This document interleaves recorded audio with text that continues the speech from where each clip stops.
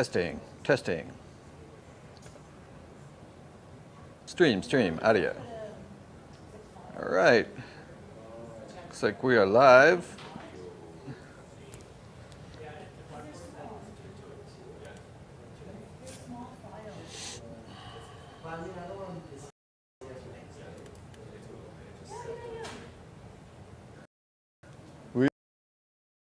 Well, we shall see. Have you guys got something due today? Is that what's going on? Maybe that's. Yeah. What do you have with Mark?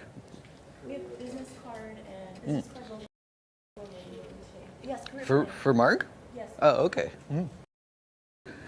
Excellent. All right. Well, we'll be continuing along from last.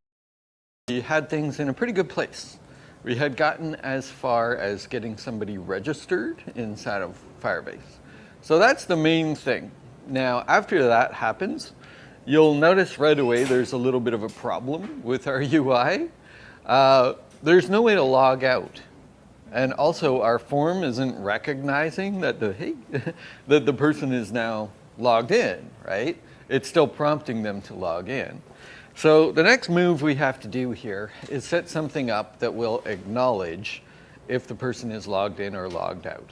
Now, just like the Firebase database, we get a bit of a break there by using the Firebase API. It provides something that will let us set up a listener to the authentication state. And anytime it changes, we'll automatically know about it. Very similar to how if data in the database changes, we automatically know about it, okay? So here's what we need to do. This is kind of our game plan here. Let's sketch out the structure that we're working with. I like to draw components like a box like this. And at the very top, we've got the app itself. Now inside of that,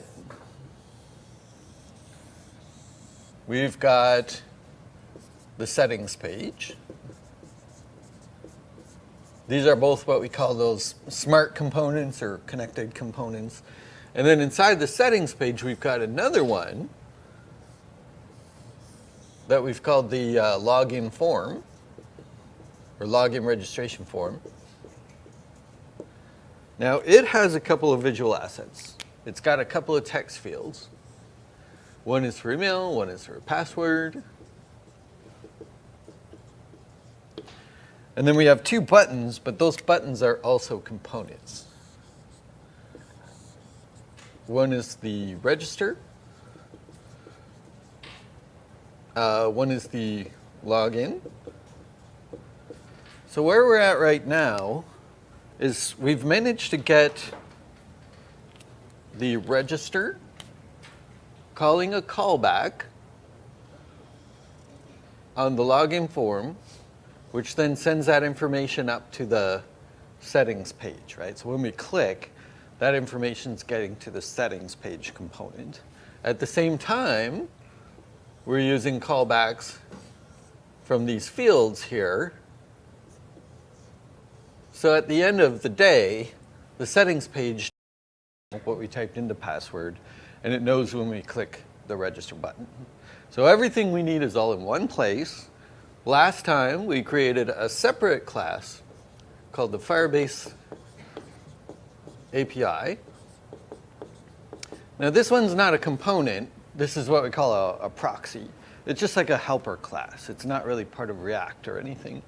But our page to Firebase. So this causes the registration to happen. Does that all make sense? Kind of a quick summary of what we did there. So today, we need to go in the other direction. Because when the registration happens, Firebase is going to let our API know. And our API needs a way of getting that information all the way up to the top level here, our app, right? It's got to go further up than just the settings page here, because the app is the only one that has access to all of our components, right? Because they all are nested inside that app component, it's the only one that can get that authentication information anywhere inside the application. And we're going to need that because today we're going to hook up some code that will recognize that when the person logs in, when they're authenticated, this should change. We shouldn't actually be prompting them with a login prompt there anymore. We have to change it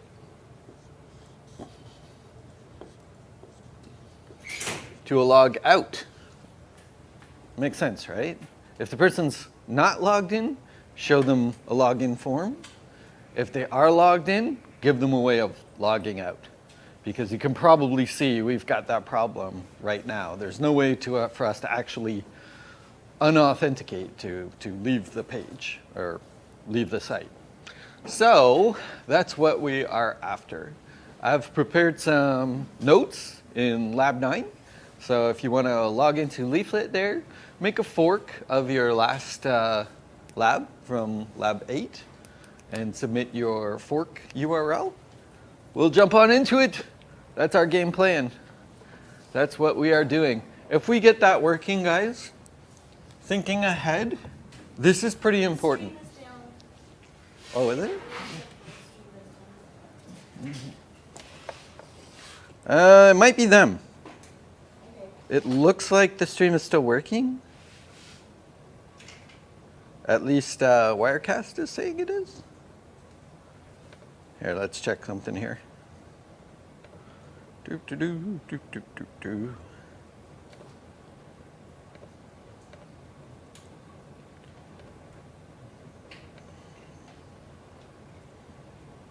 He said it's back. Okay. Yeah, there may be little intermittent frame drops and stuff. I've noticed that in the last couple of weeks. I think it's basically because the school's network has been struggling.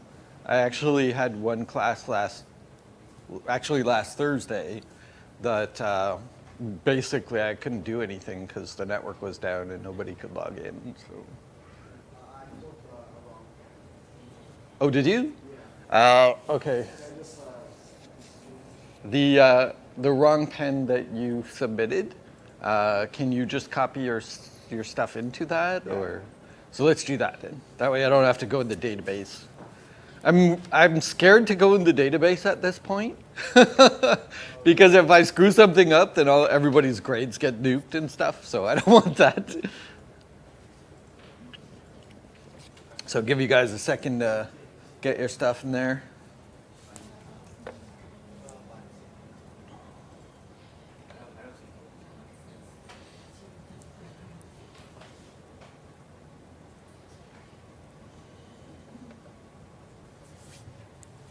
Oh, let me get the projector going. Projector.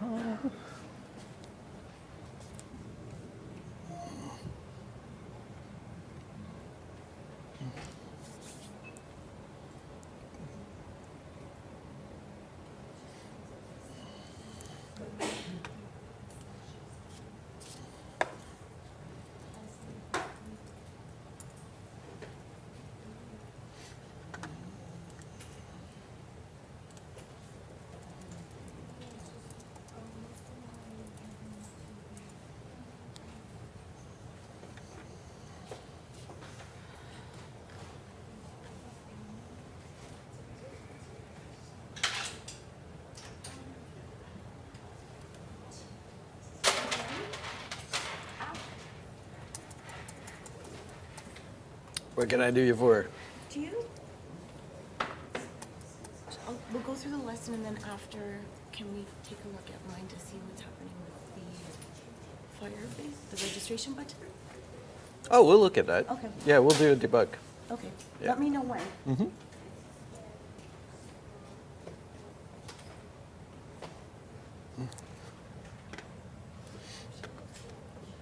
Okay. All right, let me switch over to desktop here. I'm just gonna kill the light there. It's a little hard to see.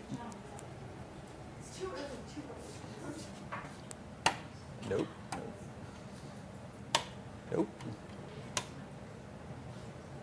It's a little better. Okay, so we've got a little list here of things that we need to get through. So right here, that's basically the last thing that we did. So you should have this Firebase auth call in there. A couple of folks didn't have it, but the feedback was suggesting to get it in there. This is the one that will actually put the user into Firebase. So the only way to really check that is to look inside your Firebase dashboard and see if a new user showed up in the registration area. Yes, yeah. So that would be inside your Firebase API methods call, the create user with email and password. So we're going to need to hook up the login as well, because right now that's still just a console log. Then our Firebase API, we put in a function that we haven't used yet called add listener. So I mentioned that we need a way for the app component to know when changes happen in the authentication. That's what we're going to use the add listener for. So we're basically going to say, hey, Firebase API, add a listener for those changes. That is the app component here. And then from that point forward, anytime the person logs in or logs out, this guy will know about it. And then this guy here is going to save that information using set state. Set state is what we use for React to notice the change. When we call set state and the information has changed, that's what triggers React to update all the props of all of the subcomponents here. So it'll be important for us to use the set state for that. Let's see. So that'll be our listening for authentication changes right there. I'm going to show you guys how to do error handling with this. Because let's say, for instance, well, we saw a couple of the errors possible last week. Like, remember the weak password error, where Firebase is saying like, oh, that password's too weak, you can't use that. Could also be things like you entered in a wrong password. We might see that now, because now that we've got registered people, that could show up. Or another one is like malformed email address. Another one is if you're trying to register with an email address that's already registered. All of these things Firebase notices and gives us back errors. And I'll show you a very simple way of handling those errors so that you can let the user know what's going on. Yeah, that's a summary of it. So let's get in there. Let's pick it up from where we left off.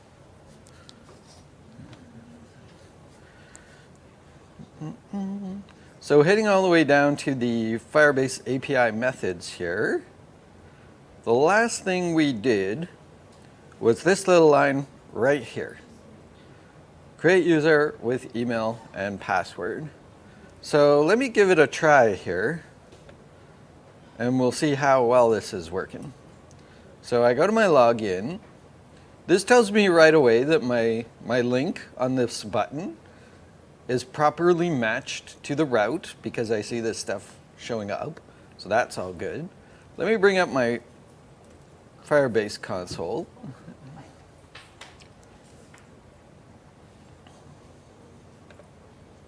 Jump into here. And the main thing that you need, if you don't have it already, under the Authentication tab, there's this sign-in method.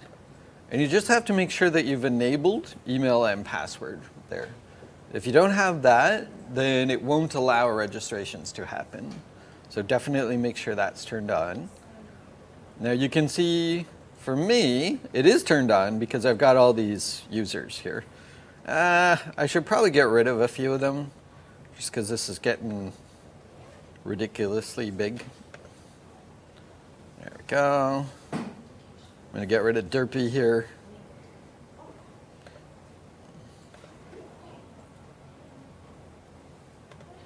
Okay. Get rid of Fragile Crane. All right, so now let me go back here, bring up my console so we can see what's going on. And I'm going to try and register. So I'm going to say derp at derpy.com. Throw in a password. I see my console showing me these changes as I type, so that all looks good. And when I hit the register, I should send info to Firebase derp@derpy.com. So let's check Firebase. You do have to hit the refresh here. It's the one part of Firebase that doesn't auto refresh here. And let's see if we've got, there it is, derp@derpy.com. So I know this is working. Great. But what if I screw it up? You know? What if I try to register with, say, an invalid email? So let's go back here, and maybe I'll just refresh this. I'll go to my login, and in my email, I'm just going to say, like, bad. Password bad. And I try and register. So check it out down here. This gives us a hint of what we need to do. Uncaught error, auth invalid email, right? So it is noticing the problem, but we just don't have a way of dealing with it. But the hint is where it says uncaught here. So we need to use something called a catch. A catch is used to recognize errors, any kind of error that happens. It could be an error in your code. It could be an error coming back from the database here. So let's set that up. To do it, we're going to add the word return in our Firebase call here. Return will tell whatever function called this create user about the error happening. All right. Now the reason why I want to do it this way is because I want to handle the error back at my settings page. My settings page has access to this area here. So if it knows about the error, it could update this form here to say like, oh, your email's invalid or something like that. So it's better to handle it there than it is to handle it over here in the Firebase API. Because this guy, he doesn't have access to the page. He can't do anything with it. So let's make a small modification here. And we'll say return Firebase auth.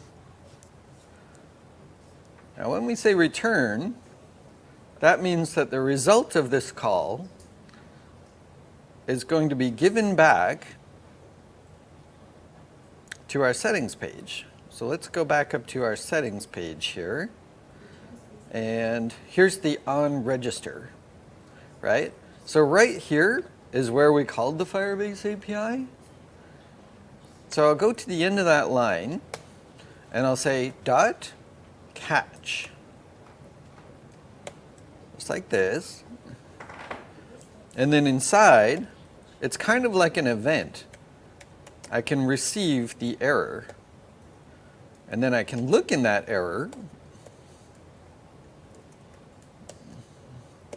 to see what happened, what went wrong here.